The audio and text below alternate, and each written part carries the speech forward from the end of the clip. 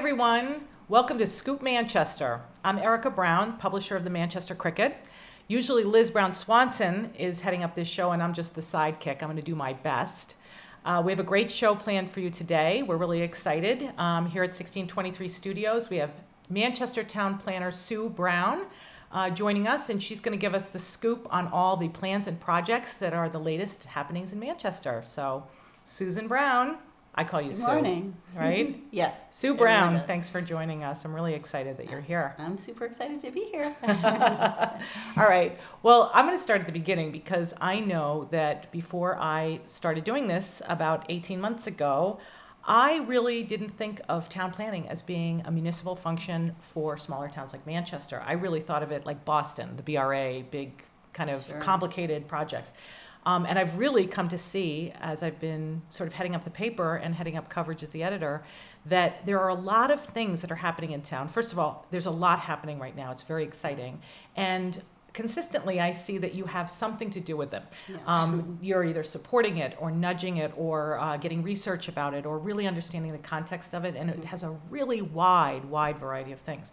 So I'd really like to start at the beginning, which is, what is a town planner for a municipality? What is the role? And then also, how did you get into it? Great. Those are great questions. Great questions because it can be different in many towns. So if you're in a big city, you might have a very specific job as a town planner. But if you're in a smaller municipality, as you said, you kind of take on all of the roles. But generally, it's about creating or helping a town understand where it wants to go, what it wants to be, how it wants to function, look, feel, and then creating or finding the tools that the town people can put in place so that it can meet those goals. Yeah. So it can be anything from preserving the way we are to creating greater economic development to retaining its historic look and feel. So it can be a lot. It can be a lot of different things. Another thing a town planner typically does is support planning boards and zoning boards of appeals, historic district commissions. So helping the boards in town. This isn't the case in larger cities, but in smaller towns, it's one of the primary functions is to help not only the planning board, but the residents who work with these boards to understand what that planning process is. So my job is kind of both, planning for the future and also being in the present, helping people and the boards navigate zoning and What's interesting is like I that. see a lot of times the role that you play is really sort of being the mortar between sort of the bricks of the master plan, which was developed over many years in Right. Manchester years ago. But a lot of times when you have a master plan, it runs the risk of being essentially like a big, massive binder or a tome on a shelf somewhere. Yeah. And it's really not a daily part of daily life, particularly when you have boards that have turnover with people. Right. And a lot of times you have this sort of practical thing where you're able to plan and say, okay, well, this is sort of the goals that the town has set out for itself. This is what you're facing today, and here are the implications for that. And I see you supporting that with the planning board, with the Historic Yeah. District Commission, and then also with the Board of Selectmen a lot. Right. We have a lot of issues with housing, elderly housing, affordable housing, but then also just navigating space and town-owned assets, Right. basically, and how are those going to be deployed in a strategic way? Yeah, that's true. So when I first came on in Manchester, that was my primary role, was to get the master plan in place. Got it. So that was, I actually did a few other plans as we were getting ready to do that, but that was the primary function, was to put long range plans in place so that instead of being reactive as a community, Yeah. we could be really purposeful in what we want to do and what we want to accomplish. So it did take 4 years to complete that master plan, but it was because we wanted to really reach out to the community. Yeah. We didn't want to do a quick survey and create recommendations from it. We really wanted the give and take, so we started with a vision plan, and then we purposely used planning documents that had already been created, our open space plan, our housing production plan, which was one of the first plans that we did when I came into town, and integrate those into a larger master plan. So. Yeah. We have that plan now, and the Board of Selectmen and the Planning Board very purposefully said all along, we don't want another plan that we can't implement. We really want it to be purposeful, Sure. and we want to use it to create our budget, to figure out what initiatives we want to start, and really to use it very purposefully. So, Well, when people see things happening in real life, it becomes very satisfying. yes. Sort of to voters. Now, let's also talk about something else that you also are involved with, sort of securing grants and sort of seeking out grants to support and supplement, sort of make the blow a little easier for us as we try to do what we're supposed to be doing. I know that we got a lot of grants in the beginning of the year. It was almost like a January gift. Yeah, yeah. It is a gift. So part of my job and others in the community are to write grants. Small towns often don't have the funds or don't want to use the funds for planning purposes, for things that you don't see an immediate connection with, like street plowing. You see the streets are clear, money well spent. Planning is a little more Sure. squishy.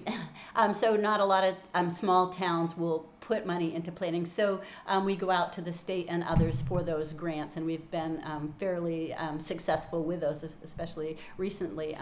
Mary Riley, our former administrator for our Conservation Commission, is now a grant writer for things having to do with, in particular, Sawmill Brook and resiliency. She's received some grants this year. All the work that they're doing to try to alleviate flooding along that water course, she's been very successful in getting grants for that. The town also received a grant to study the feasibility of moving the wastewater treatment That's a big one. operations off the waterfront.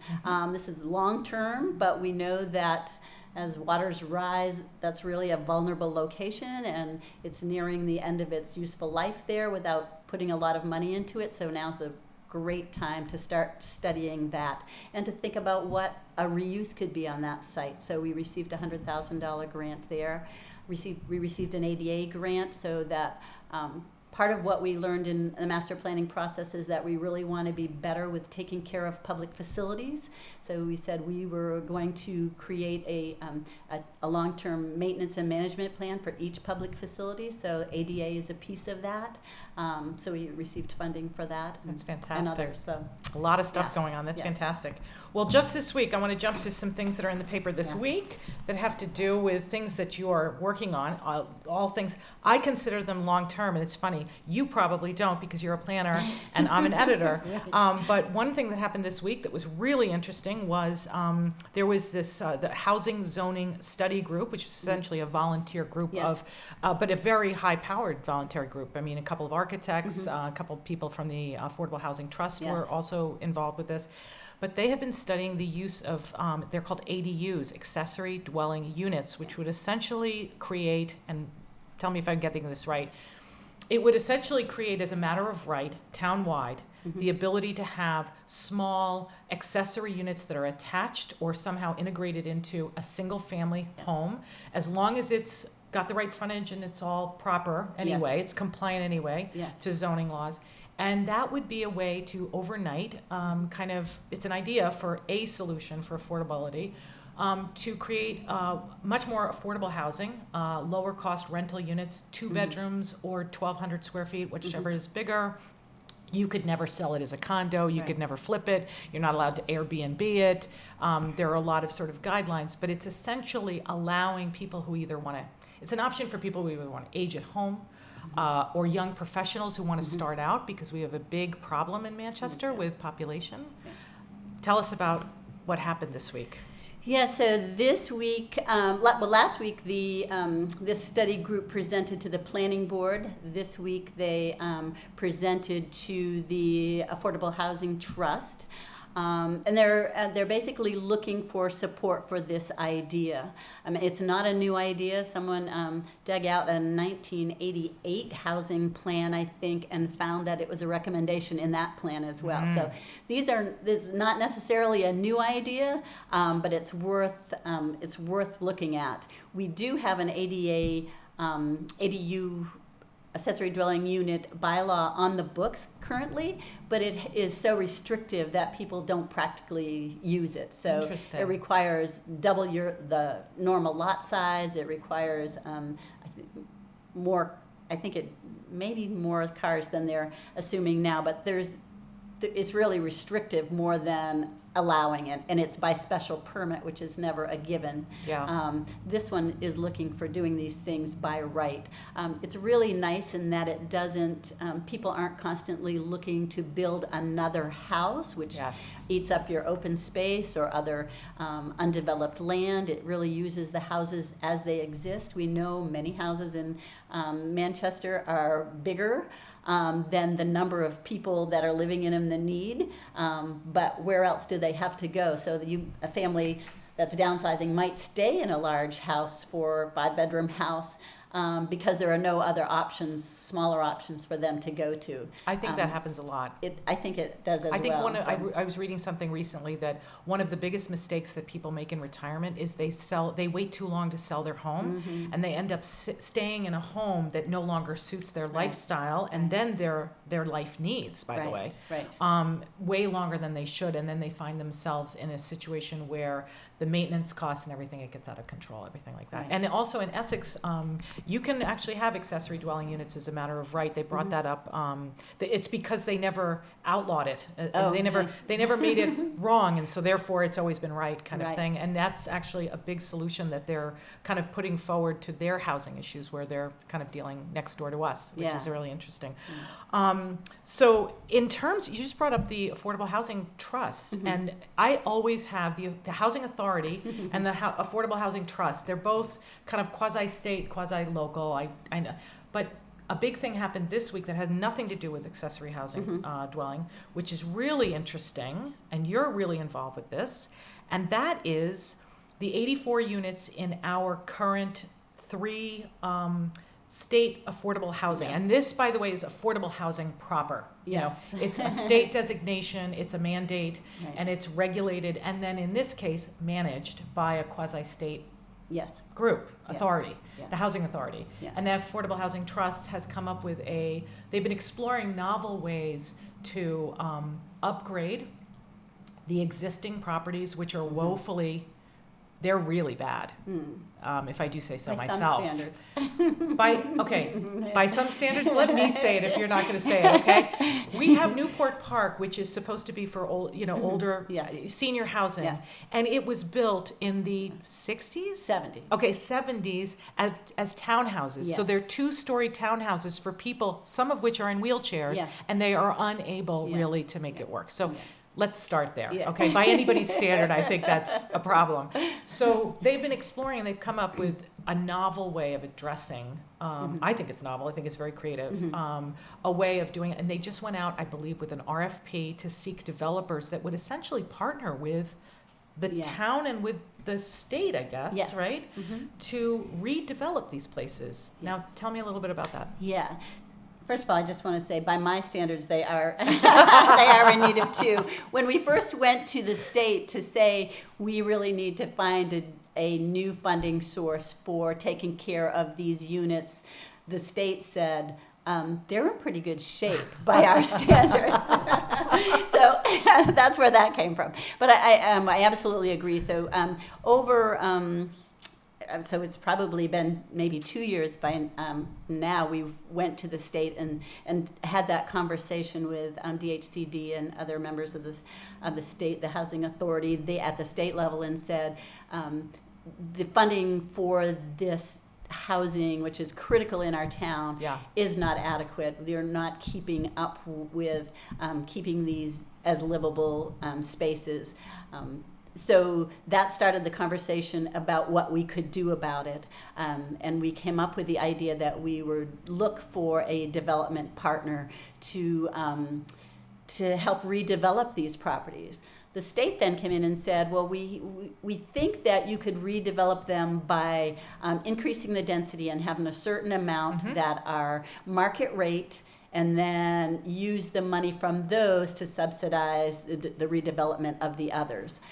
We started with an RFP because the state put out a program for that, we started and said we'll give that a try. We put out an RFP, and we But that was for one of the properties. No, it was only, for right? all of the properties. Oh, was it? Okay. But we didn't get any responses because most people who came to Manchester and looked at the project said, we cannot create that amount of density on these pretty small sites, and thinking that, and they're not going to go up 5 or 6 stories. It just wouldn't fit in the character of the town. So there weren't developers, thankfully, that were willing to put that forward. They said, we really need to find a better solution.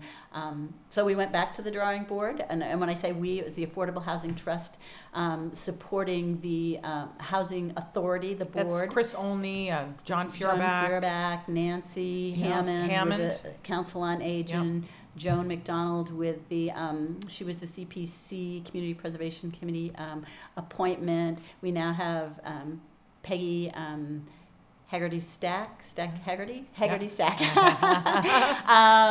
who is a recent Manchester resident, but she's the director of Action Inc. here in Gloucester. Brings a great deal of knowledge to our board. I heard her speaking. She gave a great talk in Essex several weeks ago on economic development, and she had a great example, actually. I was going to bring this up, actually, related to this. Yes. She actually brought up a great example of a development that Action Inc. actually did in Gloucester that really represented a creative way to work with a developer. Yeah. And I'll bet she brings a lot to bear. She on does. This. And Sarah Mellish and Muffin Driscoll. Wow, big yeah, crew. so we have some really I didn't mean to put you on the spot no, to that's all right. make up all the names. But we really have really thoughtful people with some real life experience in many aspects of affordable housing. So we went back to the drawing board with the board of the Housing Authority and said, what can we do that's more reasonable? And now we have a new RFP. We also got help from the developers who had wanted to respond to the state's driven RFP, but said, we're the ones that said we don't think that the town will accept this. That was but good here that you are had a some dialogue. But here are some other ideas. Yeah, so the having an dialogue open was really dialogue. interesting one. I find that to be creative. Also, was really creative. This idea that, and this may come from kind of state encouragement, or it may have come from you. I don't know, but I find it very interesting that the approach is to have an integrated approach of living, as opposed to segregating older people into some other place. Right. There's something just not very community feeling about that, and I also, frankly, it feels unhealthy. Right. It's much healthier to have people living with each other, different types of people, different ages, different places in life, together living. And this idea of taking these developments that were set up for just one thing, and then encouraging a kind of development that does that one thing quite well, but then blends it and brings in other types just feels right, and it'll be very interesting to watch what happens. Yes. So one thing that I actually just pulled up, because it has to do with everything that we've been talking about, is it goes without saying, and yet we haven't said it. We have a real demographic problem in Manchester, and it's by no means unique. Apparently, the entire state is dealing with this. But we are, I'm looking at the figures right now for Manchester, our lowest concentration, where we are essentially less than 2% of our residents are 25 to 29, and yet the state average is, it looks to be about 8%, which is still a problem, my guess is. We're so far below the problem, it's not even funny. So we have, and yet we over-index woefully once you hit 50. Between 50 and 79, all categories, buckets of demographics are over the state average. So Manchester has a very flat, we've only gone down about 100 people, residents, in the last 20 years. So our population is very flat, but we're getting really old. Yeah. So all of these things, affordability, senior housing, a little bit of help. I mean, affordable housing is a designation, but then also housing that's affordable, Right. which is not a designation, and yet it's just above, categorizing somebody or being, having state funds available to you or state help Right. available to you. And that's the part where I feel there's been a big leakage. And the numbers say there's been a big leakage in our town, and it's very interesting that you're addressing it in many ways. I kind of want to go on to some other subjects because we're running short on time. I would like, Has do you that mind? happened already? Well, you know what? You're involved with a lot of things. You're involved with open space. You're involved with housing. You're involved with economic development. You're involved with a lot of things. So, and as a matter of fact, just come back, by the way. Okay. We can continue the conversation if we don't get to everything. But one thing, why don't I just sort of rapid fire some things? Perfect. Is that okay? Yeah, do it. All right. The town green. The town Yes. green. We're in the middle of our 375th celebration, and I'm on the committee, and I know that in the middle of it, people are saying, will the town green be renovated in time Right. for our 375th? Yeah. And the answer is yes. Oh my gosh, yes. So we hope the answer is yes. We assume the answer is yes. They've actually starting on it. They're mobilizing now. Now is And, in like this week, I think, or next week. Yeah, so something- you're gonna start seeing fencing up. You're gonna start seeing tree work, and I know this was a big discussion about some trees will be taken down, but it did go through the proper process, and it's the definitely went trees through that the are proper- not healthy. Okay, George Smith, who is like the patron saint of the tree people, Yes. even he got up at a very contentious Yes. meeting, and even he said the elms that Yeah. that the landscape architect, who's an excellent landscape Yes. architect from Boston, he did like the Yes, emerald Toby is necklace great. and Yeah. okay, Wolf, right? Yes, Toby Wolf. Toby Wolf. Yeah. So he's not interested in railroading trees that No, shouldn't be railroaded. we are not. So he had suggested some trees be pruned, Yeah. and even George Smith reminded everyone, because he has the institutional history, Yes. because he's been around town for so long. Even he said that the elms that they wanted to save were not the elms from the elms, Right. and they're not even the proper type of elms. Right. So there you go. All right, so Yeah. go on. So we still do have a deep connection to whatever tree is on our properties. But so they will see some tree work. Some of them will come down. Some of them will be getting the pruning that they need. This is the best time of the year to do that. There'll be some utility work. And then you'll start seeing, the old cracked pavement coming up, and it'll go from there. But the hope is, and the plan is, that it will be done. They think that might be done in, as early as May, but we're definitely That'll be shooting exciting for to July. see. Yeah, Can I ask it'll a question? be beautiful. Mhm. Is Tom Henderson involved? Tom Henderson, the tree warden? Yeah? Yes. Good.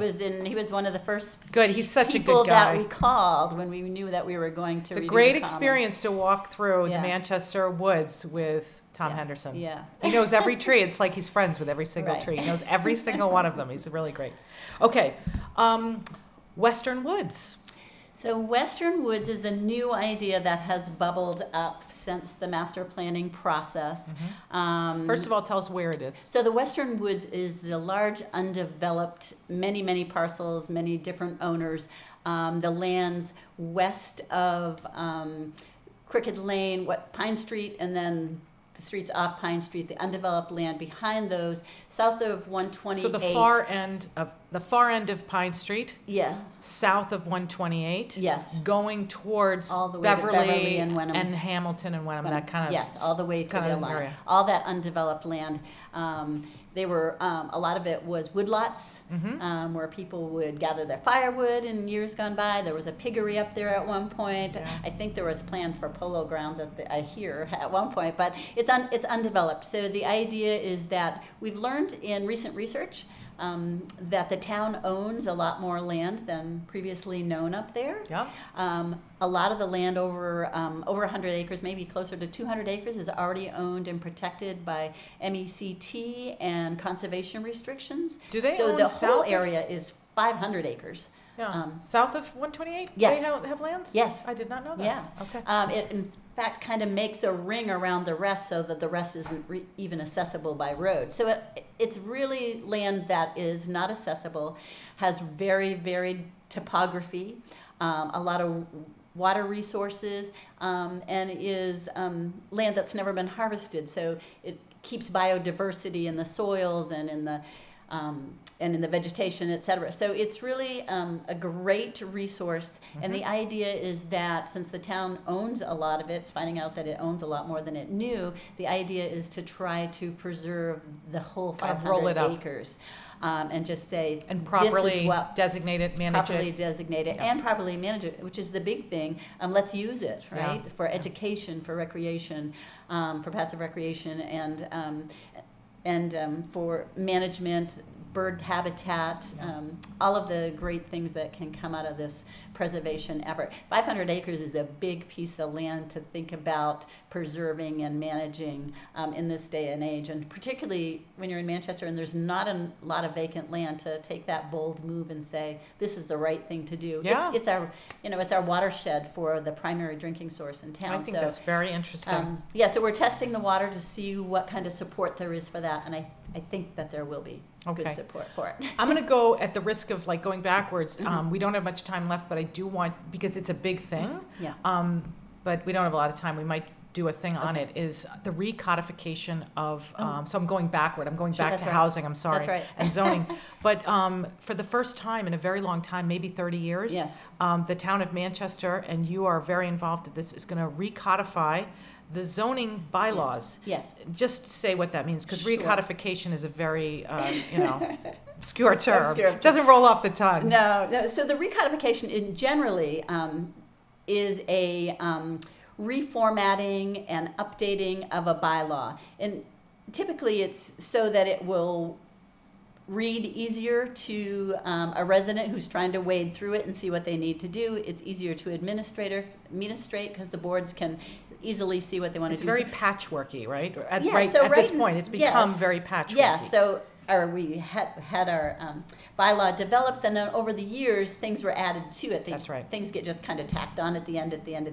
And when you get to after 30 years of that, you have things that are redundant. Then you have things that don't apply anymore, that don't meet the goals of the town, and things that frankly sometimes are not legal anymore because case law changes what's legal to do in your zoning. So we're really just looking to clean it up, create a use table, which we've never had before, put in definitions of things that Oh, weren't that's even gonna be known helpful. at some Yeah. point. So it's really a clearing up and updating of a bylaw.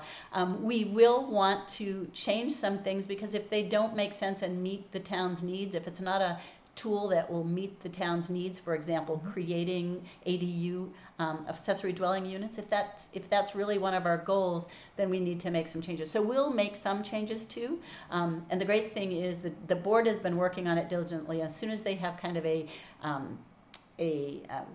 format that they're happy with and changes that they think they can support, then we'll start with the workshops at the community levels, and we'll have as many of those as we need. And how long will that take about? Yeah, so I we mean- anticipate we'll need at least a couple workshops, and then the planning board also is required to have a hearing on any changes. So we anticipate 2, 3, 4, 5 public hearings or Yep. public meetings at least. So as long as it takes to get people to understand and for us to get their feedback and to make the changes that we need to bring it forward. The big goal is to have it approved at town meeting, and we don't want to put in something that we don't think is going to be supported. So fall town meeting. Fall town meeting. Got it. Yes, absolutely. Okay, well, that's going to happen pretty quickly. It seems See, very quick to I me. sound like a planner now. All righty, well, thanks a lot for joining. That's Wow. all the time that we have today. This was fantastic. It just flew right by. It did fly by. Anyway, Thanks for having me. all right. Well, we'll Yeah. have you back. That'll be All right, fantastic. great. All right. Well, thanks for tuning in to Scoop Manchester. Again, I'm Erica Brown. We can't wait for Liz to return. Liz, get back quickly. Have a great time, and thanks for tuning in.